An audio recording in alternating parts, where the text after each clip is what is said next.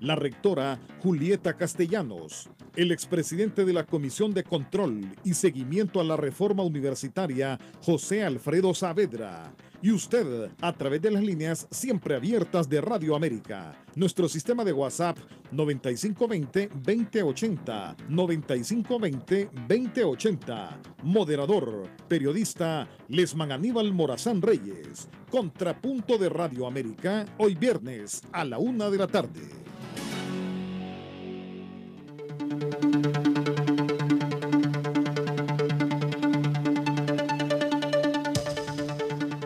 Auditorio de Radio América, muy buenas tardes, buenas noches, buenos días, en cualquier parte del mundo que nos sintonice. Qué bueno que está con nosotros. Hoy vamos a abordar una temática que tiene que ver con el país, porque vamos a hablar de la Universidad del Pueblo, de la Universidad Nacional Autónoma de Honduras, de nuestra querida alma mater. Vamos a hablar de la conflictividad que se ha reportado en las últimas semanas al interior del campus universitario. Hay distintas lecturas, hay quienes creen que se está viviendo una crisis, otros que establecen que no, que es una situación recurrente en los últimos procesos electorales. Hemos visto que de cara a las elecciones que se desarrollan en Honduras, siempre se dan estos eventos y conviene hacer una lectura también y profundizar cuál es la verdadera génesis de esta situación que está atravesando la Universidad Nacional Autónoma de Honduras. De manera que invito a todo el pueblo hondureño para que hagamos un diálogo enriquecedor, más que venir a confrontar, a polarizar más, buscar avenidas de solución a la problemática de la Universidad Nacional Autónoma de Honduras. Y para ello contamos con la presencia de la señora rectora de la Universidad Nacional Autónoma de Honduras, también del abogado José Alfredo Saavedra, catedrático universitario, expresidente de la Comisión de Control y Seguimiento a la Reforma Universitaria. Por ello, hemos invitado al abogado Alfredo Saavedra. Por ahí alguien me mandaba un mensaje y me decía, ¿por qué está invitando a un político? Hoy, más que su condición estrictamente de político, lo he invitado porque justamente el abogado Alfredo Saavedra, cuando fungió como secretario del Congreso Nacional, seguidamente como diputado también, estuvo al frente de esta comisión de control y seguimiento a la reforma universitaria, y sus valoraciones importantes debe de tener también desde su óptica de miembro de esa comisión, de presidente de la misma y también de catedrático de la Universidad Nacional Autónoma de Honduras. Las redes sociales están totalmente habilitadas. Pedimos disculpas a los televidentes de CITV, el canal de mayor crecimiento en nuestro país. Hoy, por problemas técnicos, no vamos a estar a través de CITV, pero sí a través del Facebook Live de Radio América Cadena Nacional. Vamos a dar la bienvenida a nuestros invitados especiales, recordándoles que nuestras líneas telefónicas están totalmente habilitadas: 2232-1009, 2290-4950, nuestra plataforma al WhatsApp al 95-2020-80, la tenemos también totalmente habilitada. Doctora Julieta Castellanos, bienvenida una vez más al Contrapunto de Radio América. Muy buenas tardes y gracias por la invitación. En un tema que siempre interesa, que siempre es importante a nivel nacional, a nivel de país. Y yo también quisiera ampliar, como usted comenzó diciendo, la invitación en este caso del profesor Alfredo Saavedra, del diputado Alfredo Saavedra, para plantear que la reforma universitaria se lleva a cabo en el año 2005 y la ley orgánica es producto de amplias deliberaciones entre diferentes sectores del país, y en este caso la ley orgánica de la universidad es la única universidad en el país de las 20 que su ley orgánica es aprobada por el Congreso Nacional. El resto de las universidades públicas, inclusive, lo que tienen es un estatuto que se inscribe en el Consejo de Educación Superior. Y en este sentido, la reforma de la universidad del año 2005 fue un amplio consenso entre todos los que estaban en el Congreso Nacional en ese momento.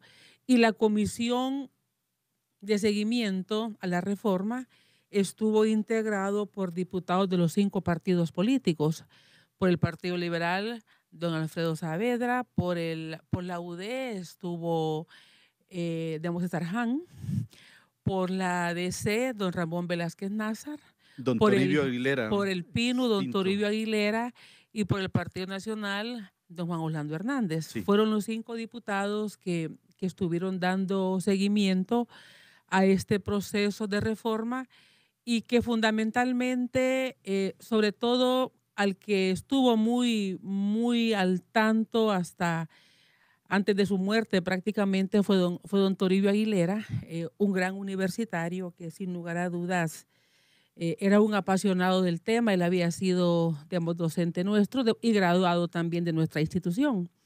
Así que para ampliar tal vez ese tema, sobre otro punto que usted planteaba y es si es una crisis o es un conflicto. Este es un tema que se refiere indistintamente con las 2 categorías a lo que pasa en la universidad.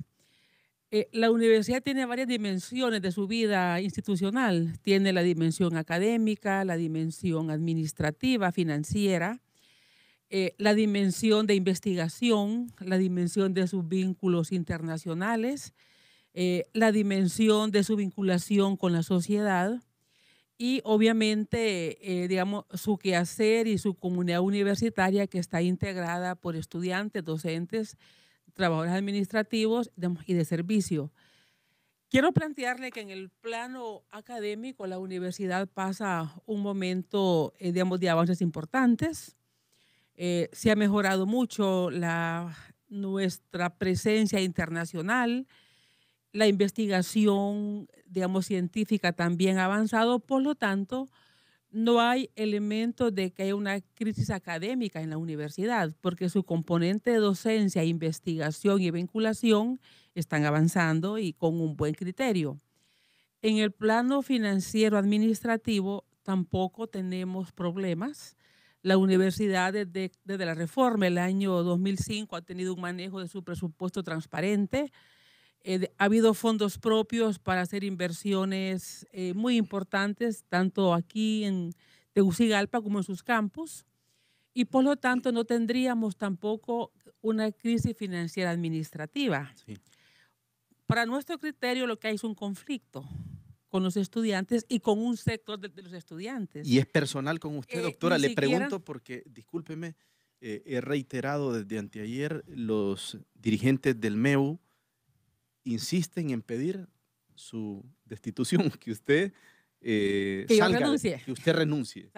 Mire, la tildan de intolerante, que usted es intolerante, que no quiere el diálogo.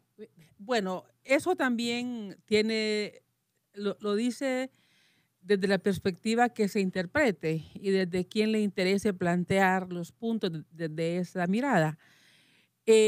Cuando hablamos de un conflicto es con un sector de los estudiantes, con un sector específicamente que es el movimiento estudiantil universitario. No estamos hablando de un conflicto con toda la comunidad estudiantil de la universidad.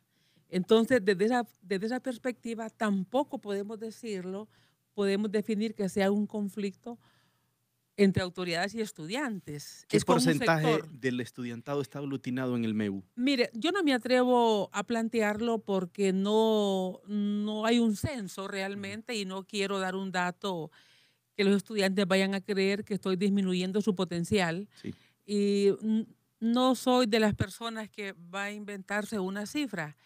Ellos tuvieron un congreso y vino un grupo de estudiantes que era reducido, ahí están las tomas. Ellos tienen unas asistencias a veces de unas cantidades considerables y en otras tienen unas asistencias menores, digamos, dependiendo los momentos, las motivaciones o cómo al estudiante lo puedan, digamos, convencer para que les apoye. Y en ese sentido no podría dar una cifra. En cuanto a que los estudiantes piden mi renuncia, mi salida, en la universidad existen los mecanismos, los canales para hacer esas solicitudes y para hacer esos planteamientos.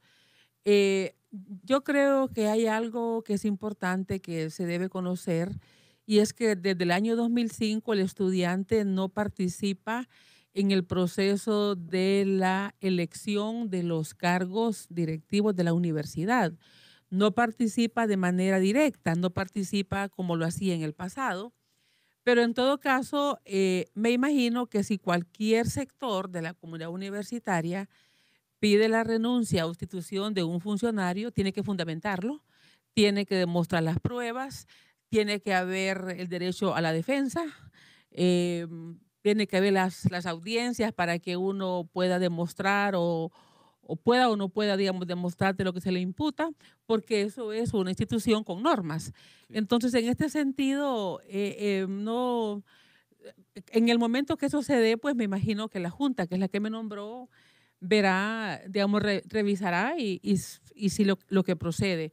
Así que eso es lo que le puedo plantear sobre, Sí. sobre ese tema. Su decisión, porque se le ha escuchado que la ha profundizado y la ha enfatizado en las últimas horas de no buscar un periodo más dentro de la universidad, ¿esa decisión es irreversible, doctora? Es que mire, los estudiantes desde hace ya unas semanas o tal vez algunos meses han venido teniendo como excusa eh, ese argumento. ¿Verdad? Y recuerdo que ellos reiteradamente lo dicen y no sé qué hay en el fondo, pero bueno, es lo que ellos dicen. Pero yo he aclarado los últimos días, bueno, en su momento yo planteé que no voy a una reelección. Eso lo dije hace como 2 meses tal vez. Recuerdo que iba de viaje y en el aeropuerto lo planteé, ¿verdad? Porque ellos, sobre ese supuesto, sí han querido hacer, digamos, motivaciones para protestas. Dije, no voy a reelección. En los últimos 3 días yo he ampliado el concepto o he ampliado la decisión. No voy por decisión propia, ¿verdad? No voy por decisión propia, ¿verdad? Porque yo he decidido no ir. Sí, pero si se lo piden, si hay sectores de la universidad, Bueno, yo voy a sectores quedarme, políticos. digamos, yo voy a quedarme ahora, no voy por decisión propia, porque en el sentido siguiente, digamos, la ley permite una reelección, pueden haber argumentos encontrados, que puedo ir, que no puedo ir. Yo no voy a someterme a esa circunstancia de debate, ¿verdad? Porque no soy persona para provocar ese tipo de debates. Pero otra persona diría, bueno, tiene derecho y se puede reelegir. Yo he dicho no voy a reelección por decisión propia. Sí. Porque claro, yo puedo decir, voy a reelección, me presento, van a impugnar, yo no voy a someterme a esa situación. Sí. ¿Verdad? Entonces, es una decisión que yo he tomado personalmente. No obedece a que los estudiantes, que sea su presión o sus argumentos lo que a mí me han llevado a esa determinación. Lo dije hace 2 meses, un poco más tal vez, y ahora he ampliado el concepto. No voy a la reelección por decisión propia. Sí. ¿Verdad? Bueno, doctora, entonces, mire, con mi poco sentido común, yo voy a hacer una valoración, pero personal. Percibo que hay, doctora, hay rectora para largo.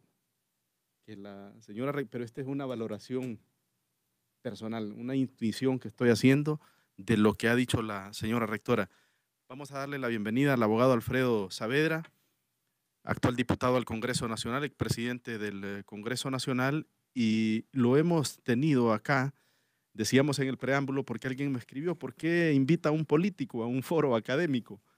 Y lo decíamos, lo tenemos acá porque el abogado Alfredo Saavedra, los hondureños somos muchas veces de mente corta, nos falla Cuando la nos mente. conviene a veces. Bueno, muchas veces por esas motivaciones. Muchas veces por esa motivación, sí. Y bueno, lo tenemos acá al abogado en su condición de presidente de la Comisión de Control y Seguimiento a la Reforma Universitaria.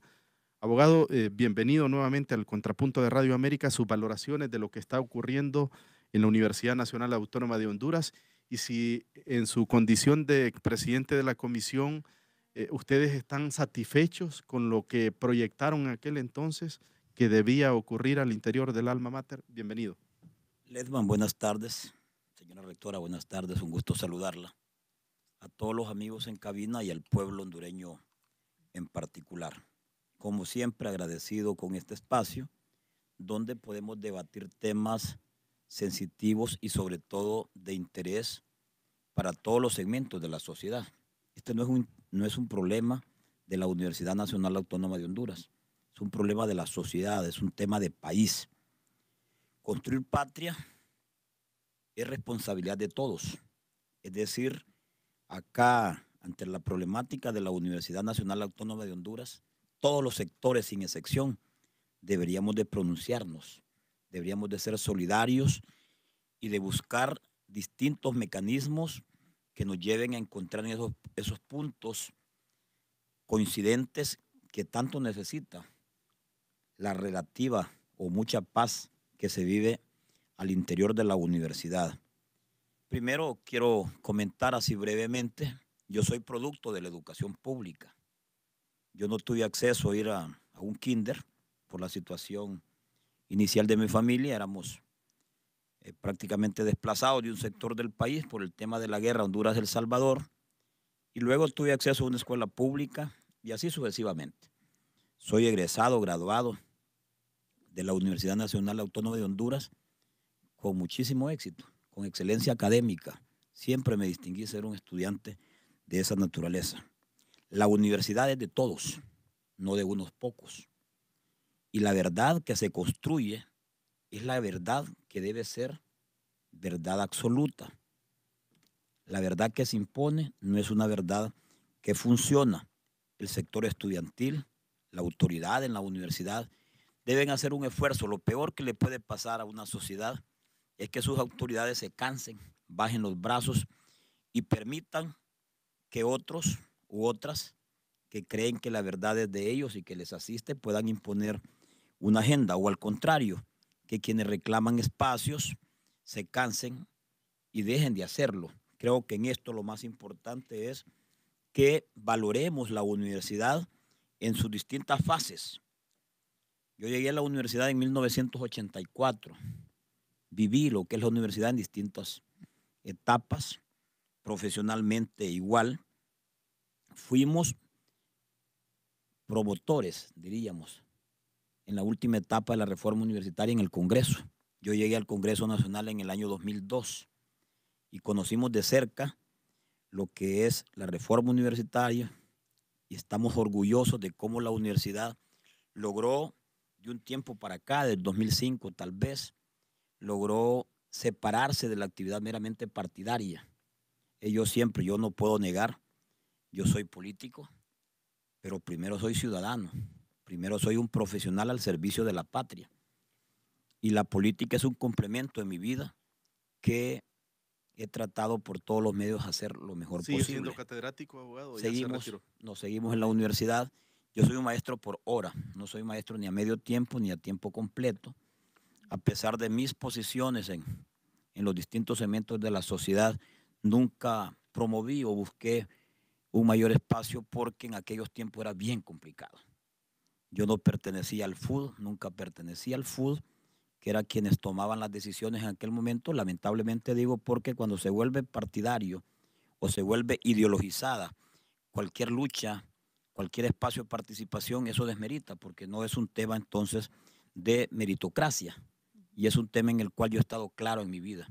Entonces, lo que trato de establecer en este espacio es que hay que buscar esos consensos, invitar a los estudiantes.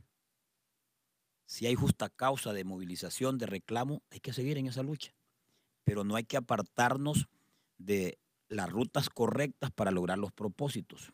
Cuando se ideologiza una lucha, se desnaturaliza. Cuando dejamos de ver los propósitos comunes por propósitos particulares, también se desnaturaliza. Tengo una invitación muy respetuosa a la señora rectora, se lo digo aquí con todo el cariño. En una ocasión tuvimos una conversación y es importante que la sociedad hondureña conozca qué es la universidad, qué hace, cómo se hace, quiénes lo hacen, qué es lo que se ha logrado. Y los estudiantes, como los actores decisivos en función de quienes debemos tomar las decisiones, deben entender que esta es una instancia de educación superior donde todos los segmentos de la sociedad, yo recuerdo una frase que decía que el Congreso es, decían, el reflejo de la sociedad en todos sus niveles. Yo diría que la Universidad Nacional Autónoma de Honduras es el reflejo de todos los segmentos de la sociedad. Ahí nos encontramos con muchachos que andan los lempiras, los centavos, para poder subirse a un bus. Papás que dejan de dar alimento a otros hijos porque su hijo tenga acceso a la educación superior. Cuando hay situaciones extremas y se paraliza la universidad, no se le hace daño al que tiene más y al que puede más. Se le hace daño al que tiene menos oportunidades, porque si un hijo mío se complica, seguramente yo voy a hacer un esfuerzo por que él se matricule en una universidad privada. Yo tengo todavía un muchacho, el menor, que estudia en una escuela privada y le garantizo que es 4 veces más lo que gasto por ese niño que está en educación primaria por un muchacho que está en la Universidad Nacional Autónoma de Honduras. Y eso hay que valorarlo, cuidarlo, blindarlo. La despenalización de los casos que actualmente están judicializados contra estudiantes universitarios, ¿cree que sería una de las avenidas para solucionar la problemática como lo plantean algunos? Mire con qué rapidez le voy a contestar, porque usted me conoce de una vida. Yo no calculo las respuestas porque yo soy responsable de mis apreciaciones, de mis valoraciones. Yo soy respetuoso de la institucionalidad del país. Un tema judicializado no tiene nada que ver con el quehacer universitario. Eso debemos aprenderlo. El derecho a la defensa, la presunción de inocencia, todos estos valores y garantías contempladas en la Constitución deben estar a favor del imputado o el supuesto imputado. Lo que quiero decir es que una cosa no debe mezclarse con la otra. En definitiva, creo que en estos temas el Poder Judicial, los distintos operadores de justicia, el Ministerio Público deben hacer valoraciones. Si no hay indicio racional, si no hay presunción, si no hay semiplena prueba, si no hay plena prueba de la comisión de un delito, mal harían los operadores de justicia a iniciar acciones de este tipo. Pero si hay indicios, si hay presunción, si hay plena prueba, plena prueba, que son los 4 niveles de valoración, hay que respetar la institucionalidad y el ciudadano hacer uso de todos sus derechos. Y la legítima defensa, el derecho a la defensa, y la presunción de inocencia son garantías que están ahí. En conclusión, creo que la universidad en su problemática, porque yo no veo esto como, hoy venía hablando con un amigo y me dice, la crisis universitaria necesita tal cosa. Yo, José Alfredo Saavedra, no veo crisis. Lo que veo es una conflictividad, porque es una familia grande, que si no me equivoco casi son 100,000 personas las que están ahí aproximadamente. Con empleados y sí. Claro, entonces es una conflictividad como en todas las familias. Hay que tratar de resolverla. Doctora, le traslado la misma consulta. ¿Ha visualizado usted, por lo menos, hacer incidencia en el Ministerio Público? Porque los casos ya están en poder de la Fiscalía. Voy a plantearle, me pareció oportuna su pregunta y afortunadamente ando aquí un documento de fecha el 8 de marzo del 2017. El abogado general de la universidad, el abogado Ramón Martínez Rosa, le informa a la a la mesa de seguimiento y monitoreo el tema siguiente. Le dice, mediante el presente informo a la mesa de seguimiento y monitoreo del acuerdo firmado entre la autoridad y los estudiantes, los procesos judiciales pendientes de estudiantes en el año 2017, los cuales detallamos de la siguiente manera. 1. Instancia, Tribunal de Sentencia de Tegucigalpa, expediente 7263-2016. Da el nombre de los 3 jueces y dice, imputados Moisés David Cáceres, Félix Padilla y César Luis Ulloa. Dice, observaciones. Mediante auto de fecha 18 de octubre del año 2016, el tribunal señaló audiencia de juicio oral y público para los días 24 y 26 de mayo del año 2017. Este proceso es muy complicado legalmente, ya que es un proceso que comenzó desde el año 2014. Se tuvieron diversas reuniones en el año 2016 con los apoderados de los estudiantes para buscar una solución a este proceso, pero no depende únicamente de la voluntad de la universidad y de los estudiantes, también depende de las actuaciones de los tribunales y del Ministerio Público. Es lo que ha explicado el abogado Saavedra. Mire, aquí está que fue recibido el 8 de marzo del año 2017. Por eso es que nosotros no hemos aceptado que nos digan que la universidad no ha cumplido. La universidad se comprometió a hacer todas las acciones que correspondía hacer. Pero una cosa es que las acciones tuvieran resultados positivos en todos los casos. Y debo decirle que únicamente en este caso no hubo salida favorable porque era un caso que venía del 2014 y el momento procesal ya estaba bien avanzado. Los estudiantes que ingresan el 24 de mayo al edificio Alma Mater y que destruyen bienes por un monto de 600,000 lempiras, ellos van porque el día 25 de mayo era la audiencia que ahí estaba planteada. Y ellos pretenden que con una acción de fuerza la universidad haga presión ante los tribunales para que esos 3 casos sean absueltos. No sé cuál era su criterio. Y más bien se han complicado más porque esos 20 jóvenes son los que hoy están en los tribunales y según ellos lo hacían para ayudar. Eso es la mala asesoría que reciben de sus abogados y la mala asesoría de la ONG que que los protege. Porque en un momento cuando el abogado dice que se han reunido, ONG, rector? Entiendo que no estoy segura porque hay 2 que los están protegiendo en este caso puntual. Una es PEN Internacional, creo que se llama, y la otra creo que es El Libre. No sé cuál de las 2 es, pero entiendo que una de las 2 o las 2. Cuando el abogado general dice que se han reunido con los abogados legales era para buscar una salida y la salida que se planteaba era el pedido de perdón expreso. El abogado de los estudiantes, que es el abogado Laureano Carvajal, que fue dirigente estudiantil, fue empleado de la universidad, fue, digamos, director de la DID en aquellos años.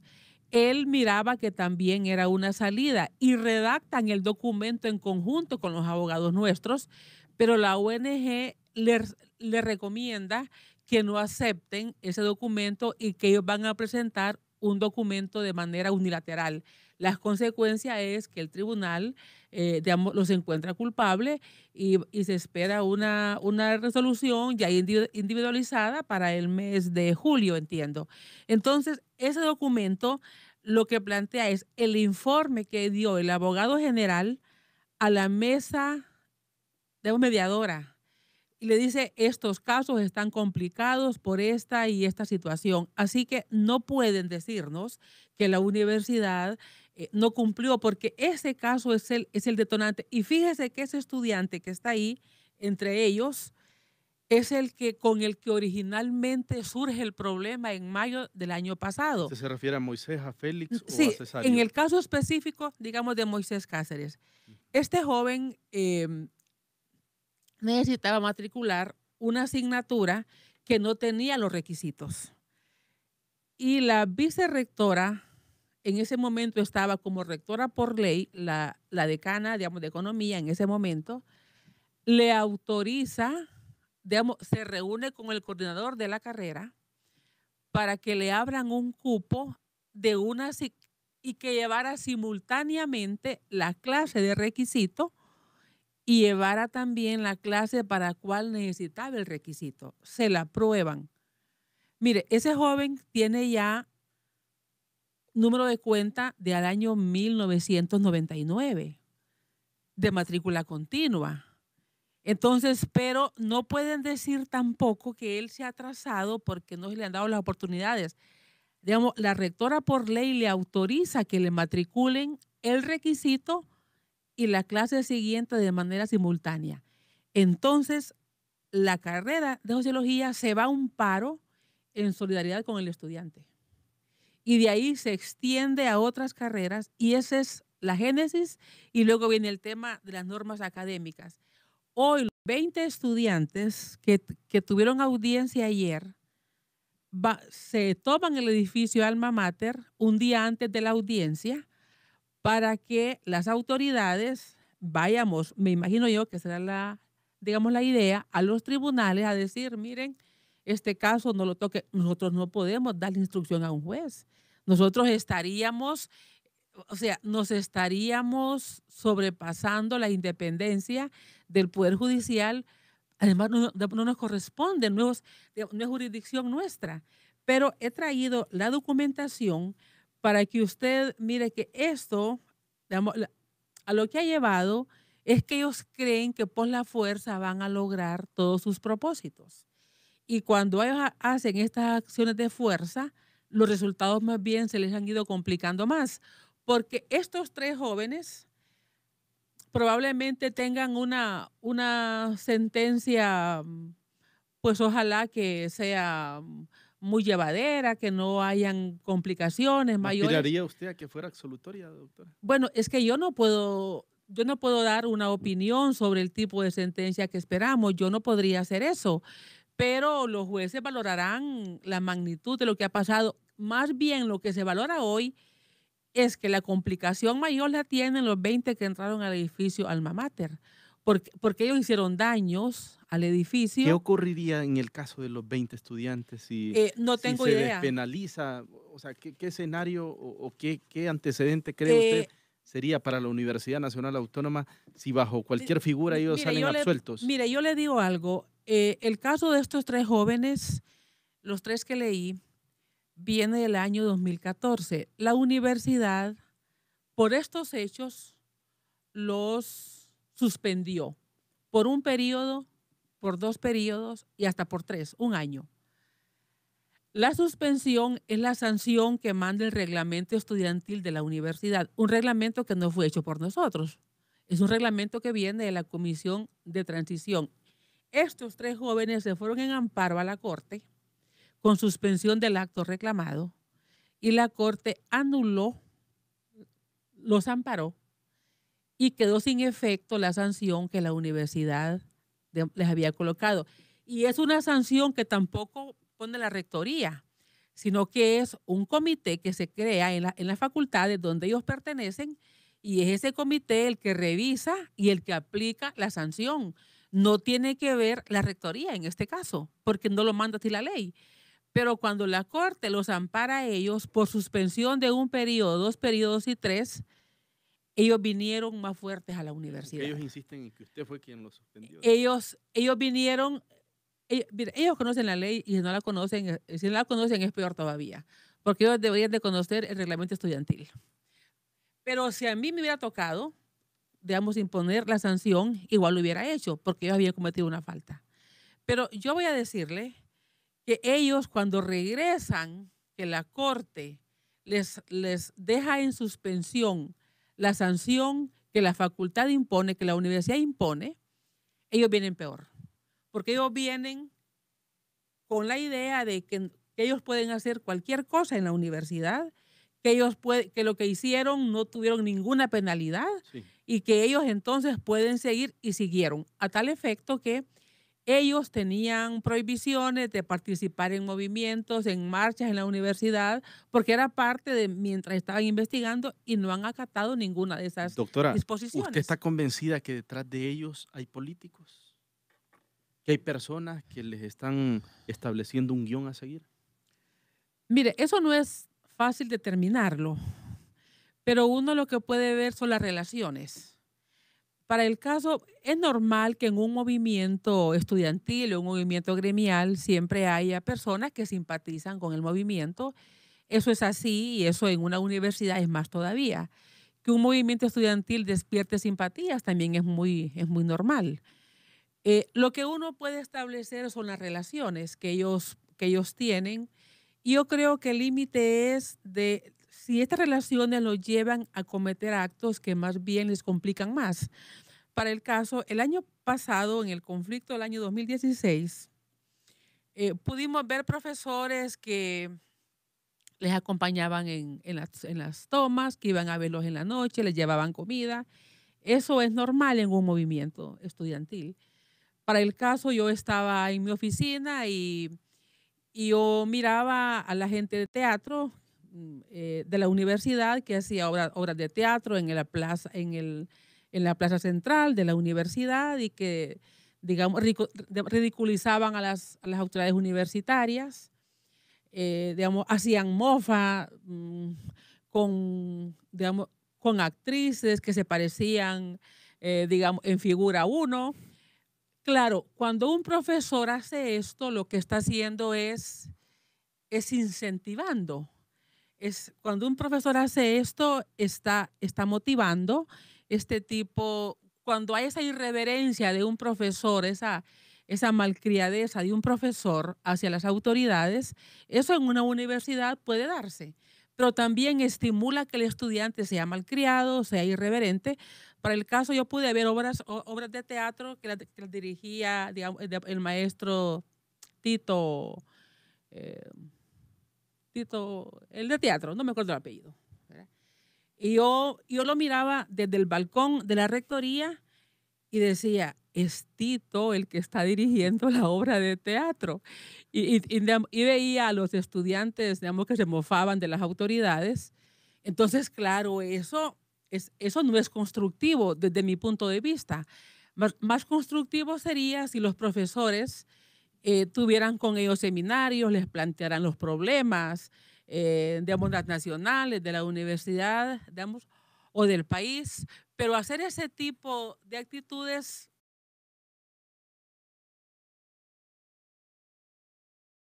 o más bien a construir en ellos unas prácticas, digamos, que no contribuyen a unos planteamientos académicos de profundidad. Sí. Bueno, voy a dar lectura porque tenemos una gran cantidad de mensajes a nuestra plataforma, al WhatsApp, al 95 20 20 80. Con las disculpas de sus invitados, para mí sí es crisis lo que se está viviendo en la universidad y es oportuna la intervención del Congreso Nacional, dice un oyente. Otra persona nos dice que es más fácil resolver el problema de la universidad, el diálogo o hacer ingresar en la universidad al Ministerio Público y a la policía, como lo está haciendo la señora rectora. Pregúntele a la doctora si es mejor tener educación o edificios más grandes. Tienen los mismos maestros de hace 10 años que se mofan aplazando personas, pero a los estudiantes sí les aumenta a un 70%. Pídale a un alumno, dice, pero después de darle maestros capaces y material didáctico. Dice otro oyente. Adelante, señora rectora. Todas, pero qué pena que no he podido irlos tomando, porque sí me interesaría dar respuestas. Perfecto. Hubo uno que se refería a los edificios más grandes y mejores profesores. El otro, sí me disculpa. Sí, permítame. Porque sí quisiera tener la oportunidad de contestar. Para que tome nota con más tranquilidad. Aquí hay una persona que le escribe y dice, adelante, señora rectora, con sombrerazos que no la intimiden. Espero que después de ese mensaje, ahora sí ya tome con tranquilidad. Estoy tranquila, muy tranquila. Pregúntele a la rectora si es mejor, dice, tener mejor educación o edificios más grandes. Ese sí lo captó, ¿verdad? Sí, esto lo capté, sí. Dice otro oyente, lo malo en la universidad es la politiquería, dice, pero la rectora abona el relajo, se quiere reelegir o no, dice. ¿Por qué ella no negocia? Dice. ¿Se va a postular para la reelección, señora rectora? Parece que hay mucha gente interesada en si usted va a seguir o no, doctora. Es una vergüenza. En ambas tendencias. La rectora, ¿cómo no se va a reelegir si todos los decanos y el resto de la junta bailan al ritmo de ella, que ella toca, y no mira los problemas? Por ejemplo, la decana de farmacia, a toda la familia de su disque asistente la tiene trabajando en la facultad. Vamos a dar lectura a dos más para que nos dé rápida respuesta. Alguien habló del Ministerio Público también, que si era más fácil dialogar. Que si era más fácil dialogar o llevar al Ministerio Público. O llevar al Ministerio Público. El problema no es la rectora, es el orden que se les ha puesto y ellos querían vivir en la anarquía y en el relajo. Para mí la universidad debe seguir adelante y no detenerse por esos grupitos. Felicito al abogado Alfredo Saavedra. Abogado, qué profesional su posición, su postura. Es un ejemplo para que la clase política, dice, deje a un lado sus intereses de grupo e intereses personales. Es lo menos que podía esperar de usted, dice, de un problema de país como es la Universidad Nacional Autónoma de Honduras. Estimado licenciado Morazán, dice, la licenciada Julieta Castellanos no tiene estudios ni de maestría ni de doctorado. deje de llamarla doctora. Mire, están molestos porque no es justo para las personas que se han esforzado en obtener sus títulos de maestría y doctorado, que a ella solo por ser la rectora de la universidad se le acrediten títulos que no tiene. Nos quedamos por acá hasta ahora. Ok. Bueno, voy a comenzar hablando de los espacios físicos y si eso es más importante que las clases. Para dar clases se ocupan espacios físicos, ¿verdad? No, digamos, fueron los filósofos los que daban clases al aire libre, ¿verdad? Cuando todavía el concepto de escuela y de academia se estaba construyendo. Nosotros, cuando recibimos la universidad y después de la crisis de la universidad llegó a tener, o sea, la universidad perdió durante la crisis como 15,000 estudiantes. Después del año 2005 estábamos en un poco más de 60,000 estudiantes, hoy tenemos 90,000. Y en este campus tenemos 50,000 estudiantes. Y aún los edificios que se han construido son insuficientes, porque la universidad tampoco tenía espacios para posgrados. Y todos decimos, ¿por qué la universidad no tiene posgrados? Porque hasta los años 70, 80 y 90 solo existían en la universidad 2 posgrados, el de trabajo social, que era latinoamericano, y el de economía. Y luego los de medicina, que eso se dan en el hospital escuela. En estos últimos años la universidad tiene alrededor de 40 posgrados y hay en proceso de aprobar otros posgrados más. Estamos abriendo posgrados con universidades internacionales. Precisamente la semana pasada se abrió uno sobre justicia juvenil con la Universidad de Málaga. Tenemos con la Universidad de Valencia. Y por lo tanto, la universidad, el edificio que estamos haciendo, que es comedor universitario, también ahí van a estar los posgrados de economía, de ciencias sociales, de humanidades y artes y de ciencias jurídicas. Los 4 facultades van a estar ahí con sus posgrados. Igual la universidad está haciendo ese edificio que están viendo construir ahora para la enseñanza de segunda lengua. Porque ahí van a haber, tenemos 35 aulas para posgrados y 35 aulas para laboratorios. En cuanto la universidad aprueba una carrera en el Consejo Universitario, la semana siguiente tenemos solicitudes de aulas para esas carreras. Y la universidad en la reforma ha abierto nuevas carreras de grado en carreras técnicas y en posgrado. Por lo tanto, los que no entienden por qué la universidad construye, no entienden porque desconocen la vida académica de la universidad y porque desconocen lo nuevo, las nuevas carreras que la universidad está desarrollando. ¿Por qué construimos en San Pedro Sula edificios que nos costaron 320 millones en la universidad en el Valle de Sula? Porque se creó la carrera de medicina en San Pedro Sula y no habían aulas. Y el hospital Mario Catarino Rivas no nos daba acceso, porque allá no es hospital escuela. El Mario Catarino Rivas no tiene aulas para clases en el hospital, no es como el hospital escuela, que sí tenía, fue creado para eso. Entonces teníamos que salir corriendo a hablar con el director para decirle no nos saque los profesores, y los estudiantes estaban recibiendo clases en las clínicas de los médicos.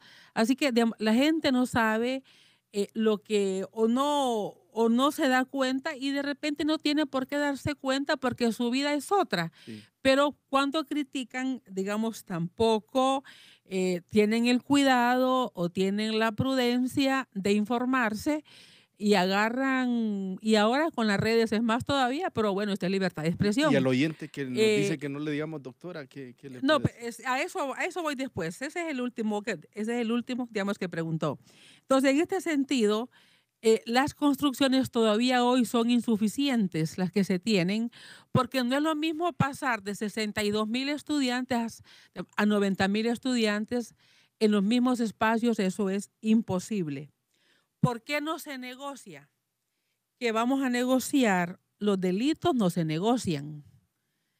No se negocian. Miren, en el país hay una MASIC porque aquí se dice contra la impunidad. Fíjese que a mí me han comentado que muchos de estos exfuncionarios que hoy están en problemas con la justicia, ellos se formaron en la universidad, en frentes estudiantiles. Y en esos frentes estudiantiles hacían cosas que no debieron permitírselas. Ellos crecieron y se formaron creyendo que eran cosas correctas y normales. Y llega el momento en que ya no pueden más con ellos el Estado y los tienen que judicializar. Usted me dice lo que La están univers- involucrados en el escándalo del seguro. Sí, sí. Digamos, nosotros también formamos ciudadanos y si estos jóvenes aprenden que todo lo logran, digamos, negociando, que todo lo logran presionando, así se van a quedar. Y cuando vayan al Congreso como diputados, porque son políticos algunos de estos estudiantes, y cuando vayan a un cargo público van a creer que pueden hacer cosas indebidas, y como son políticos y fueron políticos desde estudiantes y todo se les pasó, se les va a pasar. Mire, para mí es igual si me llaman licenciada, doctora o maestría. Yo fui estudiante de excelencia académica en mi licenciatura, tengo mis estudios completos de maestría y tengo un doctorado honoris causa de la Universidad, digamos, Trinity College en Humanidades. Así que, pero para mí es igual. No, aquí hay doctores que no han hecho nada en toda su vida, ¿verdad? Sí. Y hay doctores que tienen hasta 3 doctorados y no tienen empleo y nunca consiguieron un empleo.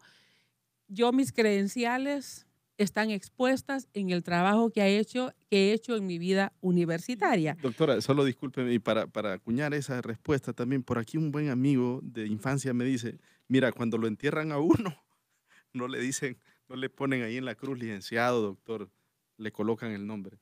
Yo creo que eso encierra todo un mensaje, ampliando a la respuesta que usted nos quiere dar. Sí. Solo permítame, doctora, abogado Alfredo Saavedra, porque hay otra pregunta aquí, me dice un oyente. Para el abogado Alfredo Saavedra, me gustaría, dice, que le preguntara a usted o que le trasladara mi inquietud sobre el derecho a la protesta, estudiantil. ¿Cuáles son los alcances que el abogado Saavedra, dice, tiene de la misma? Me gustaría, dice, por el debate que sea abierto, dice, entre la rectora y la alta funcionaria del alto comisionado, dice, de Naciones Unidas. Sí, efectivamente, el derecho de protesta va vinculado con el derecho de petición, que es un derecho constitucional. Es decir, criminalizar el derecho de protesta por ser protesta no es correcto. El tema es que si en la protesta se llegan a extremos donde se incurren en acciones que puedan ser consideradas delictuosas. Ese sería el tema. Pero para el oyente, el derecho de protesta, repito, es un derecho constitucional. Es un derecho de petición que todos los ciudadanos tenemos a manifestarnos individualmente o colectivamente, en este caso como lo hacen los estudiantes. Yo creo que lo importante en esto es que todos debemos entender que lo peor que le puede pasar a cualquier manifestación justa es politizarla, porque eso desnaturaliza los propósitos. Y otra cosa importante, Ledman, rectora y el pueblo hondureño, es que creo que en Honduras debemos retomar esos espacios de diálogo que hemos ido perdiendo. De un tiempo para acá, la descalificación se ha vuelto la regla general, la grosería, la difamación, la calumnia, y ya no somos creativos realmente. Hemos entrado en esa etapa donde los valores ya no importan. La rectora decía algo que yo siempre he manifestado, es que la universidad no es para titular personas, es para formar personas, para formar ciudadanos con valores. ¿Cuántos abogados, cuántos médicos, cuántos arquitectos, cuántos maestros, etcétera, etcétera, tienen grandes títulos, pero tienen una escasez de valores morales, de valores profesionales que no conocen y no los promueven? Ese es el tema. La universidad hay que tenerle cuidado, es la universidad del pueblo. Yo le ponía un ejemplo particular, vivido, que es más fácil tener un hijo en la Universidad Nacional Autónoma de Honduras que un kinder en Honduras, un kinder privado. Y con esto no estoy cuestionando la educación privada, también es una forma de accesar a la educación. Pero entonces, en esto, alguien decía, me quiero anticipar porque yo trato de decir, de hacer lo que yo realmente creo. Usted me conoce, yo siempre he venido aquí tratando de decir y hacer lo mejor. Intervenir la universidad. Es lo peor que le puede pasar a la Universidad Nacional Autónoma de Honduras. Yo formo parte de la clase política y me opondría y alzaría mi voz de protesta en el Congreso si se intenta intervenir la Universidad Nacional Autónoma de Honduras. Hay que seguir dialogando, no hay que bajar los brazos. La autoridad debe entender que dialogando se avanza mucho más. El estudiante debe entender que aprovechando esos espacios de participación avanzamos mucho más. El país no es de un sector en particular, el país es de todos. Y sentimos que dialogando es como podemos realmente construir esos puntos o encontrar esos puntos de equilibrio. Y no estoy hablando solo de la universidad, lo mismo está pasando con el resto de la sociedad, donde ya realmente a lo blanco se le llama negro y a lo negro se le llama blanco. Y ese es un tema de pérdida de valores en Honduras. Hemos realmente entrado en una etapa bien complicada. Pero en conclusión, insisto, la conflictividad en la universidad puede resolverse con la voluntad política de todas las partes en esa conflictividad. Es un deber de todos y los estudiantes deben entender, las autoridades deben entender que en la conflictividad nadie gana, de eso yo estoy seguro. Nadie gana, todos perdemos, pierde Honduras, pierden jóvenes. Y mire, los que conocemos un poco más los distintos segmentos de la sociedad, yo le garantizo que un padre, para tener un muchacho, estoy hablando de los que vienen del interior, necesitan alrededor de 15 a 20 mil empiras para tenerlos estudiando aquí. Eso es grave. Que venga un muchacho un domingo desde el interior del país, desde el occidente, por ejemplo, y venga aquí y hay en las puertas de la universidad cerradas. ¿Sabe qué provoca eso? No solo es el tema económico. El muchacho algo va a hacer. Si ya de 8 de la mañana no tiene clase, al día siguiente tampoco, ya no va a regresar a su casa. Sí. En algún lado se va a quedar y empieza la distorsión de lo que realmente pretendemos. Sí. Bueno, hay otro tema, rectora, que no lo podemos soslayar por las vinculaciones que se están haciendo desde ya. Ha trascendido ya la muerte y se ha confirmado el señor Roberto Antonio Gómez, de 50 años, quien se dirigía a su vivienda, de acuerdo a los informes preliminares, en la colonia La Esperanza, hacia la zona donde dejaba aparcado su vehículo. Él es el padre de uno de los 20 estudiantes que están judicializados y he escuchado que hay quienes han querido desde ya vincular esta muerte a la conflictividad universitaria. ¿Qué criterio le merece, doctora? Bueno, en la universidad nosotros hemos planteado que este tema no íbamos realmente, digamos, a referirnos. Y voy a decir por qué. En la universidad tenemos 90,000 estudiantes y con frecuencia, lamentablemente, fallecen de forma violenta no solamente algunos parientes de ellos, sino que también nuestros propios estudiantes. La semana antepasada todavía falleció de forma violenta un estudiante de psicología. Docentes nuestros también han tenido esta triste situación. Y por lo tanto, nunca nos referimos ni en el pasado, ni lo vamos a hacer en este caso, cuando fallece un pariente de un estudiante, sea padre, madre, hermano. No ha sido práctica de la universidad, digamos, referirse, y no hay ninguna diferencia en este caso. Así que nosotros no vamos a tener ninguna opinión al respecto, más que decir que toda muerte trágica, toda muerte violenta es lamentable, y con el respeto a la familia doliente, pues nada más ese tipo de comentarios, y como siempre, a lo que todos tenemos derecho, que es a buscar justicia. Solo permítame, doctora, vamos a ir a esta pausa obligada y luego proseguimos en el contrapunto de Radio América. 17 son las 2 en punto de la tarde. Queridos jugadores, busca ya en nuestros puntos de venta el programa número 9 de Apostemos, tu nueva forma de apuestas deportivas. Apostemos, vos decidís. Conocemos el primer número ganador para la juega millonaria de Pega 3. Muchísima suerte.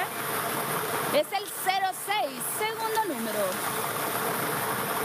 42, tercer y último número seleccionado. 95, repito, 06, 42 y 95. Ha llegado el momento de multiplicar su dinero con premiados. Conocemos el primer número ganador, primer dígito. 0, segundo dígito. Atentos. 5, primer número ganador, 05. A continuación conocemos el segundo número premiado, primer dígito. 7, segundo dígito. 7, segundo número ganador 77, repito 05 y 77. Llegó el momento de hacer de sus sueños una realidad con la diaria y la jugada diaria +1. Conocemos el número ganador para esta tarde, primer dígito, atentos. 0, segundo dígito. 9, número ganador de la diaria 09 con su símbolo de sueños hombre. En el cuadro el cuerpo está representado por el pecho, otros números que le relacionan 94 y 52. Rápidamente conocemos el número ganador para la jugada diaria +1, atentos. Y ese es el 1, número ganador de la diaria 09.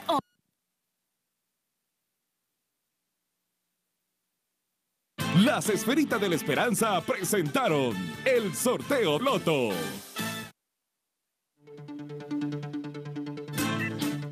Las Esferitas de la Esperanza.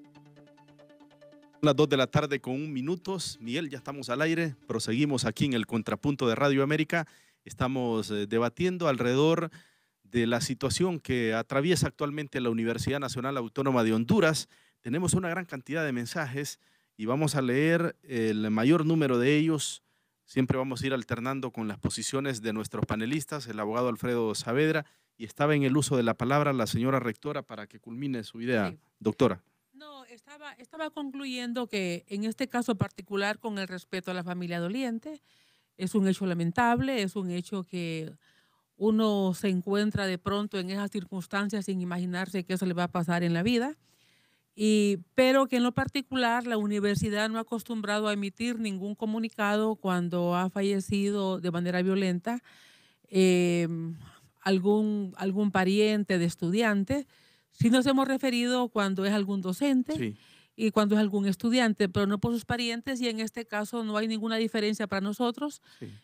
Y por qué verlo de una forma, digamos, diferente. Y con mucho respeto, eso es nuestra posición. Quizás por la coyuntura, doctora, yo creo que lo prudente es que la policía aquí en este caso, la agencia de investigación, haga lo pertinente y se den a conocer las reales causas que pudieron haber motivado a este asesinato. Yo creo que todas las víctimas tenemos derecho a que se investigue y que se haga justicia, y en este caso es exactamente igual que todas las víctimas. Muy bien, vamos a dar lectura a más comunicaciones. Tenemos una gran cantidad de mensajes, todos aquellos que sean siempre y cuando dentro del respeto y las buenas costumbres hacia la persona humana, no hay ningún problema. Aquí vamos a dar cabida como es la mística, pero aquellos que denigren a la persona humana, porque eso no lo ponderamos acá, simple y sencillamente los vamos a obviar, no les vamos a dar lectura. Tenemos habilitada nuestra planta telefónica al 2232-1009, al 2290-4950. Algunas personas me están pidiendo que reitere los números porque seguramente querrán comunicarse con el Contrapunto de Radio América. Nos dice un oyente: señora rectora, ojalá tuviéramos una Julieta Castellanos en la presidencia de la República. Ya la quieren ver allá, mire, por el Boulevard Juan Pablo, con ese temple y cada institución pública como ministro dirigiendo con carácter. Eso es lo que este país necesita, no chabacanes que nunca hacen nada. ¿No tiene planes políticos, doctora, por ahora? No tengo partido. ¿Y ofrecimientos le han hecho? Tampoco. ¿A cargos de elección popular? No, porque los partidos saben que yo no soy miembro de ningún partido. Tengo amigos en todos los partidos políticos, tengo gente que respeto mucho en todos los partidos, así como hay otras personas con las que uno tiene más distancia, pero no tengo partido político. Buenas tardes, Radio América. Todo lo que está sucediendo es que hay un complot para crear desorden en todos los ámbitos del gobierno, pues ya se sabe que siempre hay grupos que están en contra de todo. No les hagan caso a esos y dejen a la justicia los enderece. Dice, esos que siempre dicen que los maestros son malos han de ser los peores alumnos, porque ¿por qué no se quejan de los malos alumnos que quieren pasar sin estudiar? Son pésimos alumnos, sin embargo, solo piden y no dan nada, como estudiantes, lógicamente. Lesman, ¿a usted le consta que el abogado Saavedra fue o es buen catedrático? Dice, pues fíjese que yo puedo decirlo que sí, porque me dio clases y a pesar de sus ocupaciones, yo también como estudiante era una persona que asistía a diario a clases y siempre el abogado Saavedra siempre cumplió con su deber.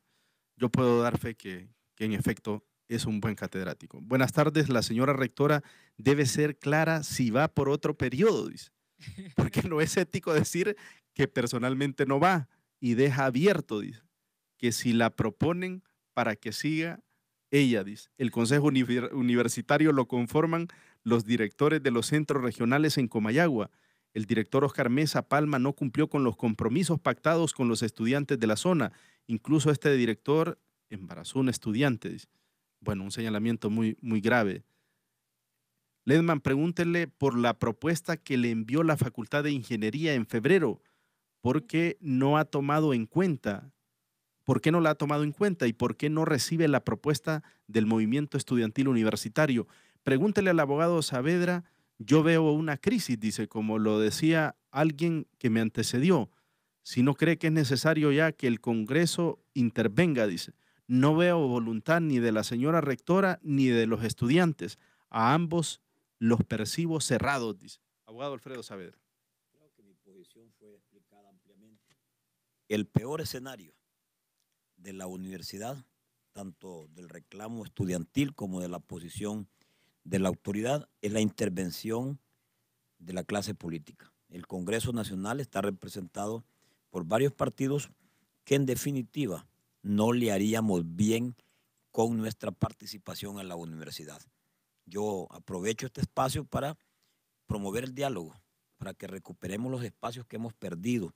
Yo creo que hablando, dicen en mi pueblo, se entiende la gente y en definitiva no hay que perder la magia de dialogar. Yo soy y ustedes lo saben, yo soy un hombre que en la mayor conflictividad que hemos tenido en la sociedad, en la clase política, en el país, siempre hemos contribuido significativamente a buscar esos puntos de coincidencia.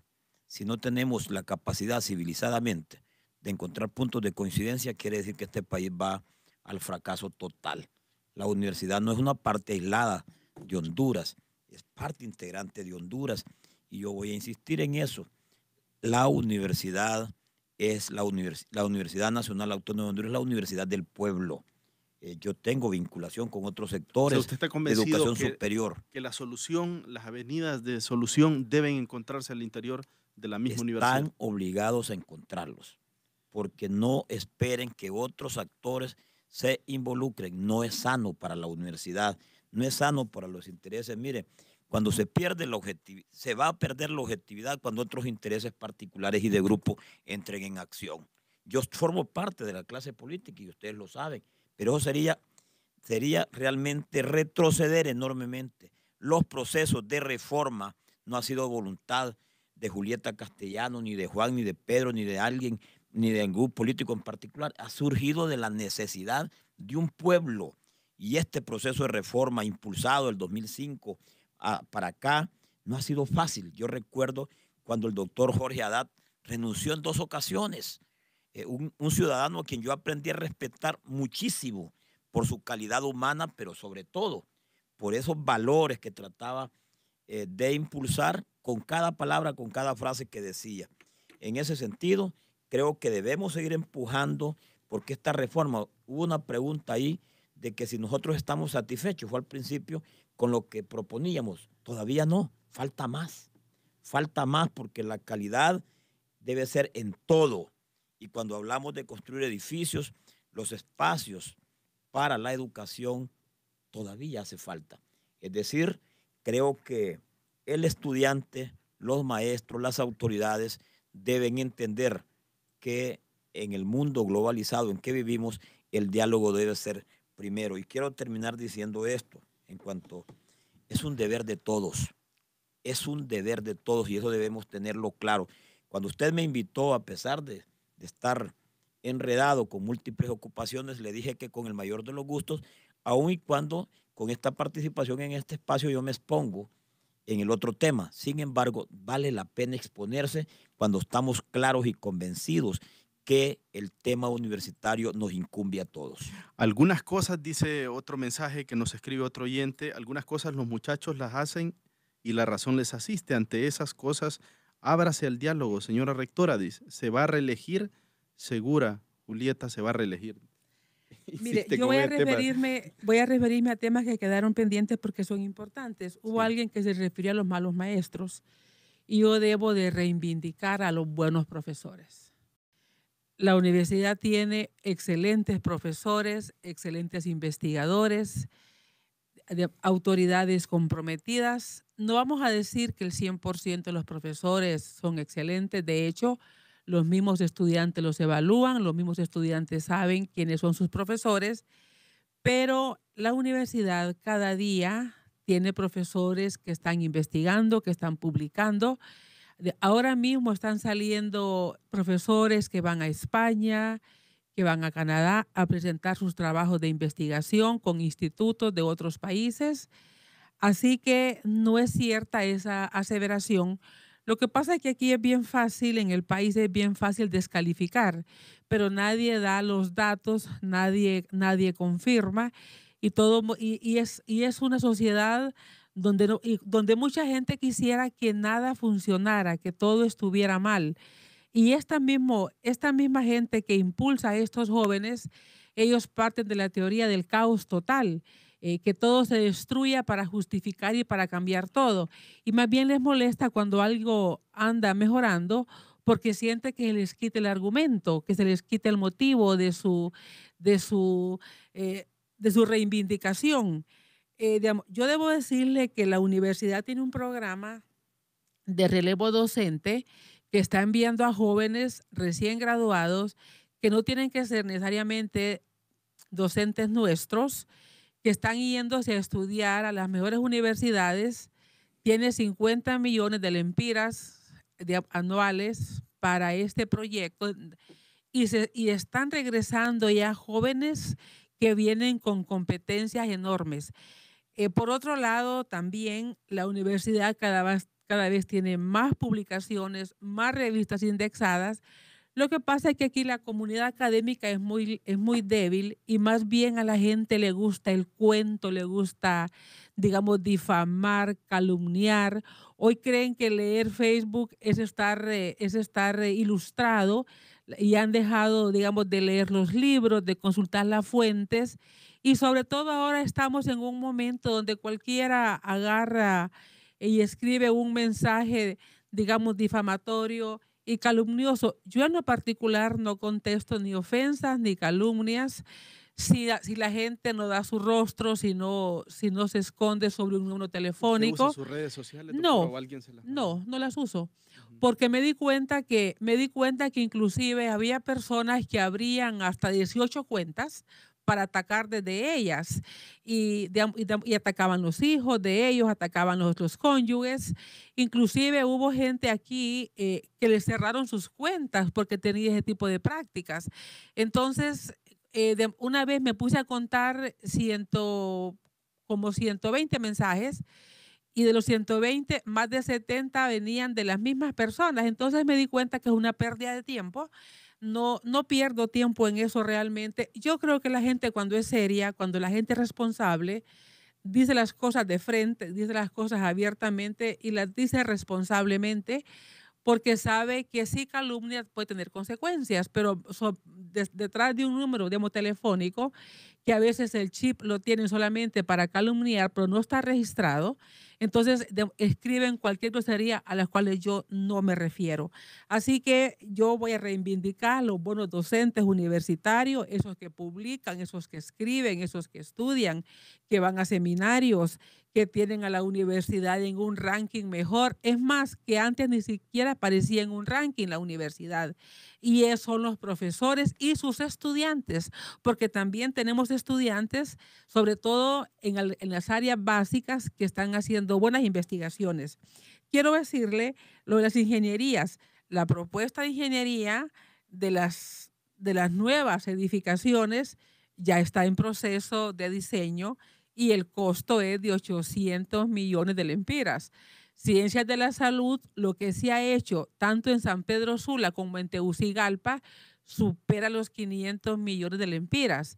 Así que en todas las facultades ha habido inversión y no estamos, como dijo el diputado Saavedra, digamos, a tono, no estamos al 100 y nunca se va a poner al 100 la universidad, porque lo que nosotros comenzamos a innovar... Pero esa debe ser la aspiración. Y así son las universidades, porque mire, lo que innovamos nosotros, yo recuerdo que inauguramos con el diputado Aguilera el centro de Choloma, la universidad en Choloma. Eso fue en el año 2009, yo acababa de asumir el cargo. A esta altura hay que innovar ya todos los equipos, porque es un sistema en línea. Entonces, cuando uno va terminando con una unidad académica, hay que ir comenzando con la otra. Así que las ingenierías, esperamos que sea, digamos, la próxima gran inversión de la universidad. Y en cuanto al relevo docente y los buenos maestros, no aceptamos que digan que todos los profesores en la universidad son malos. Nuestros graduados están recibiendo cupos en las mejores universidades de Estados Unidos y Europa. Y eso es porque van a competir. Estamos enviando becarios también que tienen buenos resultados. Sí, bueno, nos escribe acá un estudiante, dice, tengo 2 años de haber ingresado a la universidad, he estado escuchando el programa Email Ilustrado, dice, desconocía que en su momento hubo una comisión de control y seguimiento. Me parece que fue un error de la clase política, dice, esa comisión debería estar aún, dice, respetando la autonomía de la universidad. Un comentario, abogado Alfredo Saavedra, sobre esta observación que hace un estudiante. Sí, la observación es puntual y me parece que es muy oportuna. Seguramente en ese momento lo que se buscaba era empoderar a la universidad con su proceso de reforma y no tener esa injerencia externa que muchas veces no puede ser coincidente con la dinámica de la reforma al interior de la universidad. Lo que quisimos es dotar de una ley orgánica que le permitiera precisamente blindarse a la universidad, que su autonomía fuese entendida en el contexto del momento histórico que estamos viviendo. Yo realmente muy agradecido con Dios, lo he dicho siempre, lo hemos compartido, con esa oportunidad porque conocí personas talentosísimas, comprometidas con el país. En ese momento esa comisión estaba representada por todos los partidos políticos, donde estaba una persona que yo estimé muchísimo y admiré muchísimo, porque era un hombre comprometido única y exclusivamente con los intereses del país, que era Toribio Aguilera Cuello, con quien nos unía una amistad. A pesar de nuestras diferencias de edad, fuimos casi siempre coincidentes. Y cuando teníamos diferencias, lo discutíamos con altura. Yo fui secretario del Congreso Nacional, fui presidente en una conflictividad enorme por la que atravesó el país, no solamente la clase política, el país entero. Y tratamos por todos los medios en esos 7 meses de rodearnos de gente como Toribio, que en paz descanse, Ramón Velázquez Nasser, estaba César Hahn de la UDR, según recuerdo, el mismo Juan Orlando Hernández Alvarado fue impulsor de esta reforma universitaria, porque hay que decirlo. Un oyente aquí pregunta, ¿cómo nació la reforma? Dice. Bueno, ese es un tema que... Por la crisis profunda. Eso era evidente. Sí. En definitiva, ahí no había conflictividad, ahí había crisis. Ahí había crisis. Y yo puedo decirlo así con propiedad. Endémica. La no universidad había gobernabilidad. No había. Y yo lo voy a decir como lo decimos en mi pueblo, había tocado fondo la universidad. Había una ingobernabilidad en todos los sentidos, hasta financieramente. Y decadencia académica también. Sí, y hasta financieramente era un caos, era una vergüenza la universidad. Y yo sé que esto va a molestar a algunos amigos nuestros que al salir de acá seguramente me llamen, pero de eso estoy convencido. Por eso dije que me sentí orgulloso en aquel momento cuando me tocó presidir la Comisión de Control y Seguimiento de la Reforma, porque tuve la oportunidad de trabajar con gente que única y exclusivamente tenía el interés de fortalecer la universidad. Sí. Inclusive en aquel momento...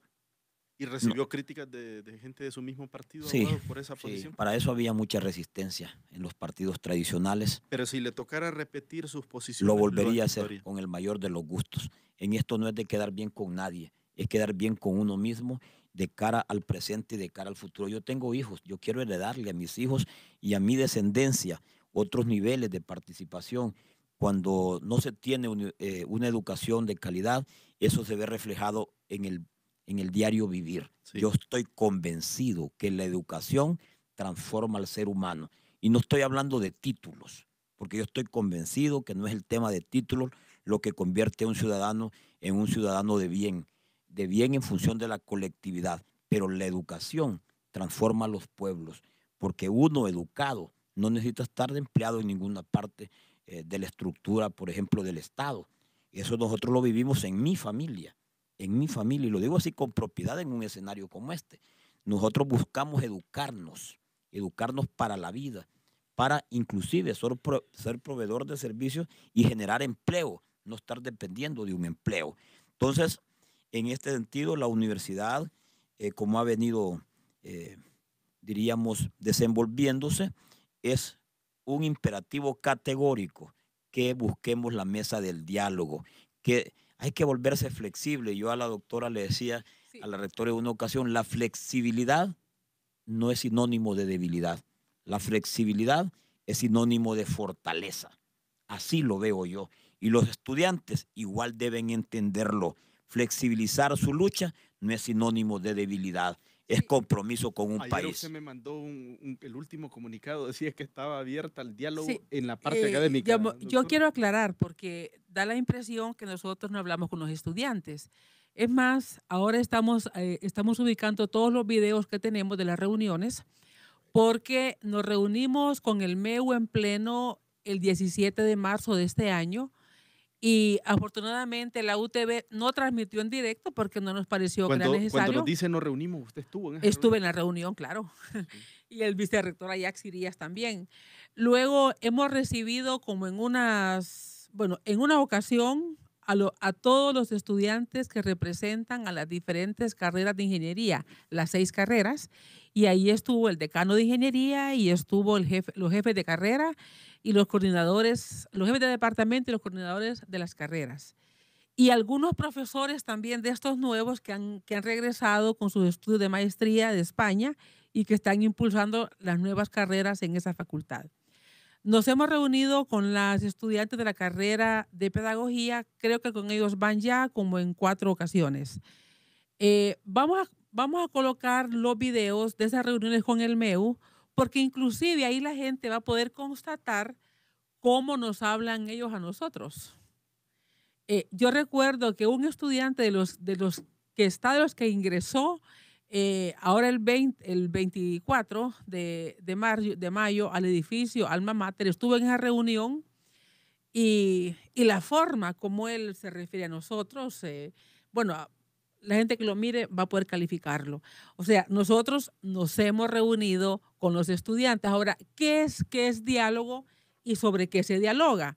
O sea, nosotros podemos hablar de todos los temas que competen a la vida universitaria, pero aquí se está entendiendo diálogo que la universidad no emita sanciones y que la universidad no presente los casos al Ministerio Público.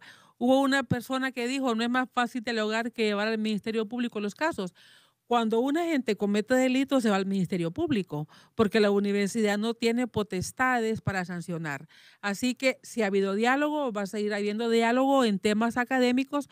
Los casos que se judicializan están en otra instancia. Muy bien, solo tenemos 1 minuto, ya estamos en la parte final, les agradezco y sobre todo a nuestros millones de oyentes en todo el país y fuera de fronteras patrias. Las disculpas a las personas que no pudimos darle lectura a sus mensajes. Comprenderán, queríamos alternar y 1 hora y media no es lo suficiente. Las medidas extremas las paga el pueblo. Vea usted, en San Pedro Sula se extendió 1 semana más las clases, una carga adicional para los padres de familia, producto de este tipo de inconvenientes. Al pueblo hondureño decirle, no hay que bajar los brazos, hay que tener esperanza que lo mejor está por venir, y a las autoridades y a los estudiantes sentarse a dialogar bajo los parámetros de un verdadero diálogo. Flexibilizar no es derrota, flexibilizar no es debilidad, es fortaleza. Los intereses del país están en juego, la universidad es eso, el pueblo hondureño. Doctora. Quiero, aprovechar el final para aclarar que no está previsto un incremento de matrículas, que no está previsto un incremento, de laboratorios, porque es sobre estos dichos que son falsos, que están engañando a los estudiantes universitarios. No está previsto ninguna modificación en el plan de arbitrios. No hay ningún estudio para aumentar costos de ningún tipo, así que los estudiantes no se dejen sorprender. Y por otro lado también, estas tomas de edificios, los dirigentes estudiantiles se están tomando edificios de otras carreras, pero no la que ellos están estudiando. Esto no es leal con los estudiantes universitarios. Para el caso, en Derecho no ha habido tomas, porque ahí hay 2 dirigentes fuertes.